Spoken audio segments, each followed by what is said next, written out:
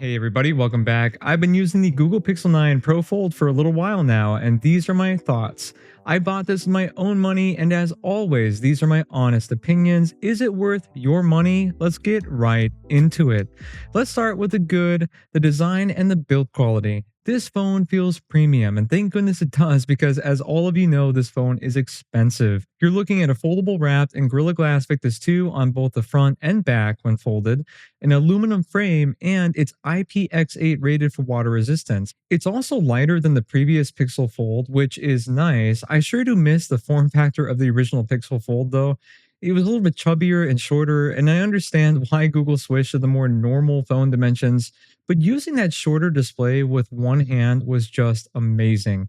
I owned one prior to starting my YouTube channel, and I always regret selling it. Something a little strange about the design is that one side is curved and the other is more squared off, and that's due to the hinge. It's something you'll notice the first time you use the device, but you will stop noticing it after a couple of hours. The obsidian color I have hides it a lot better than the porcelain model does. Also, if any of you use the original Fold, you will remember that it had issues folding completely flat. It was always a few degrees off. It never really bugged me much, but I do remember it being a huge issue for a lot of people. Well, Google fixed that. This device opens flat with zero issues. And the hinge design and feel are awesome. It feels controlled and smooth and is able to strongly open at any angle, depending on how you want to use it. For a second generation device from Google, this feels just as good as the Samsung Galaxy Z Fold 6, to me at least, and it's so thin for a foldable. And for one handed use, it's surprisingly comfortable. Unless, of course, you're left handed like me. For me, since I hold it in my left hand, I get the double downside of having the sharper corner going into my palm, and the fingerprint sensor placement is definitely not in the best placement for me personally. Now, if you are right handed like the majority of you watching this, you are going to be fine. It feels incredible in the hand, and the fingerprint sensor is in the perfect place for your thumb to register it every time. And my only minor gripe is the same for all Pixel devices. I wish they put the volume rockers above the power button like all the other Android manufacturers do. And one cool thing to point out is the smart engineering of the speaker placement. It doesn't matter how you hold it when unfolded, you will not be covering speakers with your hands. This vastly improves media consumption and gaming. The year is 1991. Birds and people are living together in seemingly perfect harmony. Until one day, a young man catches fire. This is Phoenix.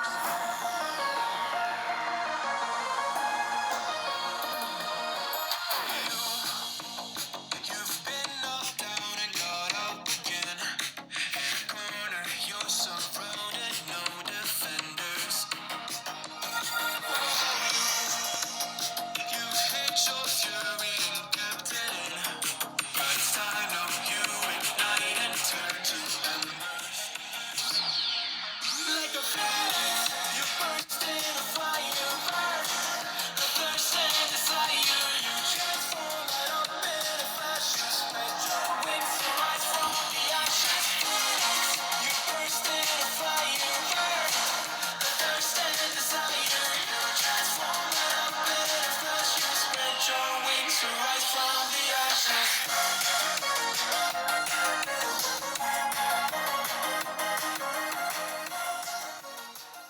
The overall design is a major win, and it does feel like you get most of what you paid for.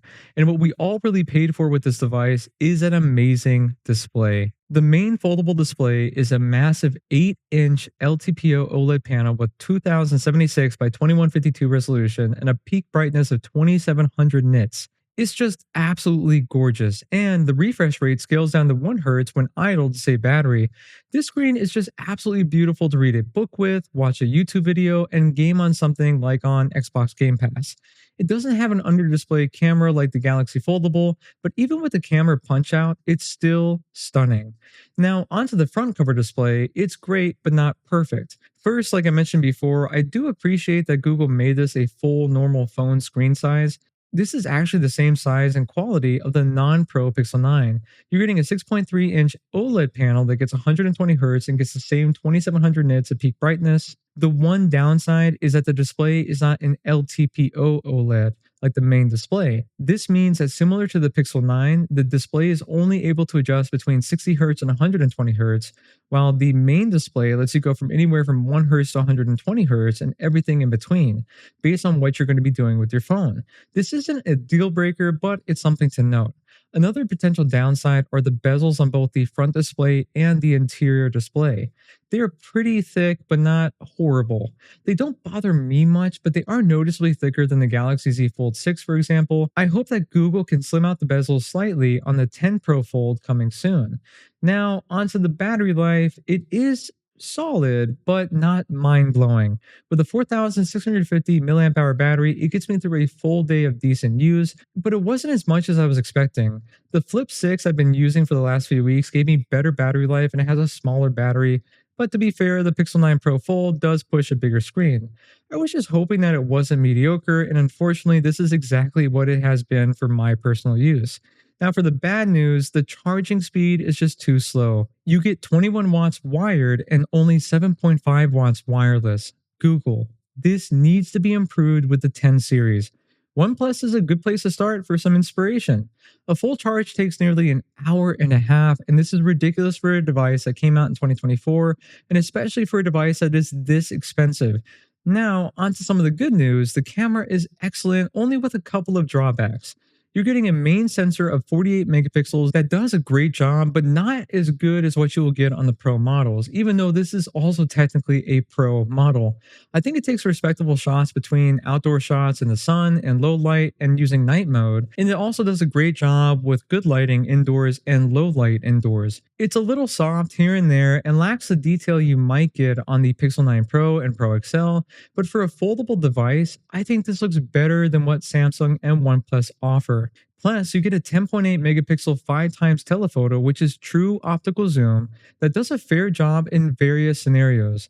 The one main camera I wasn't a big fan of was the ultra wide. It's a 10.5 megapixel ultra wide and it's just okay. I'm normally happy with the hardware being weaker because the pixel camera processing is so good, but I just feel like the ultra wide was a big letdown this year. It lacks detail and the dynamic range was weak in my testing. Let me know down below if you agree. Now, for the selfie cameras, you do get a 10 megapixel for the front and the inner display front camera, which is great for the most part. Both do a decent job, but again, it's not going to match the Pixel 9 Pro or Pro XL's 42 megapixel selfie camera. But that's not a deal breaker because the 9 Pro Fold has a couple of cool tricks to make up for the lower quality. First is you can use the main rear cameras for selfies by having the phone unfolded. It's a little awkward to hold, I must admit, but if you get a good grip on it, or if you're using like a pop socket or some kind of phone holder, it makes selfies look great. The other cool trick isn't so much for selfies or for better quality, but it's called Made You Look feature. It makes getting great photos if you have younger kids or pets, and it makes it a lot of fun. When I first saw it in the keynote, I thought it looked a little bit lame and kind of like a gimmick, but after actually using it, I think it was a very useful feature that I will be using more in the future. And lastly, you get great video recording if you plan on shooting 4K 60. It's not perfect, but for a foldable, I think it looks great, and it does a good job with motion and color accuracy. All in all, the Pixel 9 Pro Fold is the best foldable camera. That is at least what we have available to us here in the US. Now, let's just get this out of the way first because we're getting into the performance. And yes, I know, all of you Samsung fans in the comment sections of my previous videos and all the Pixel videos that I do, I hear you loud and clear. The Tensor chip is bad on paper compared to the Snapdragon chip. But I will say it again and again, the Tensor G4 is a fast and high-performing chip that helps this phone's software be fluid, stutter-free, and snappy. Is it the chip I would use for hours of intense gaming? No, Snapdragon is better for that, but for everyday use for 99% of the people out there, I would ignore the spec sheet and just try it for yourselves. That is coming from someone who regularly switches between Tensor and Snapdragon chips all the time. Now for features, this is where Google shines. My personal Pixel 9 Pro Fold has Android 16 beta, and Google promises 7 years of software updates.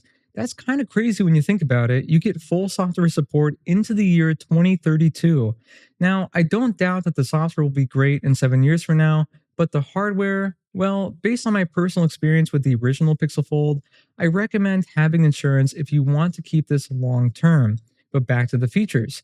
It's packed with a bunch of AI features that I have covered over and over again in my previous Pixel review videos that I won't go into detail here, such as Gemini AI, Circle to Search, and live summarizing tools that are actually useful for improving your life, whether you're at school, at home, or at work. Now, with that huge inner screen, what everyone is going to want to do is multitask. Unfortunately, I wouldn't say that this is one of the 9 Pro Fold's strengths. Don't get me wrong, it does a great job, and I use it for things like watching content and scrolling through Reddit on the other side, or listening to music while I'm taking some notes. But overall, it's kind of a mixed bag. You can do split screen and drag and drop, and even open 2 instances of Chrome, which can be useful. But unlike the Z Fold 6, you can't open more than 2 apps at once, and you don't get floating windows either. This is a major miss on the software side of the Pixel, in my opinion. I mean, people who buy the 9 Pro Fold are the kind of people who want to multitask and kind of just geek out just because they can. I think Google needs to cater to this group of people a little bit more with the 10 series and give more abilities to multitask. Samsung would be a good place to look for inspiration for this. I do appreciate that you can save app pairs, however, for the apps that I frequently multitask with. All right, let's tally it up. For the good, you get super bright displays on a foldable, both for the cover screen and the main screen, a massive 8-inch display with minimal crease, and excellent speakers. You also get 7 years of secure software support and reliable battery life for a foldable, even though it could be better, like we talked about before. And for the bad, the charging is frustratingly slow and needs to be improved with the 10 series. Cameras are good, but not flagship caliber, especially for the price that you pay. It does have bezels that are pretty thick, and of course, it's extremely expensive. It's really hard to say with certainty if the Pixel 9 Pro Fold is the best foldable out there or not, because it really depends on what you prioritize. If you value AI tools, bright screens, and long-term updates over sheer performance or cutting-edge multitasking, this is definitely the foldable worth considering. Would I recommend it? Absolutely. But try to find it for a good price. I think paying full price for this device is still too much, even though it does offer a lot of cool features. Thank you all for watching. Hit that like button down below if you enjoyed the video, and subscribe for more if you like what I do, and I will see all of you next time.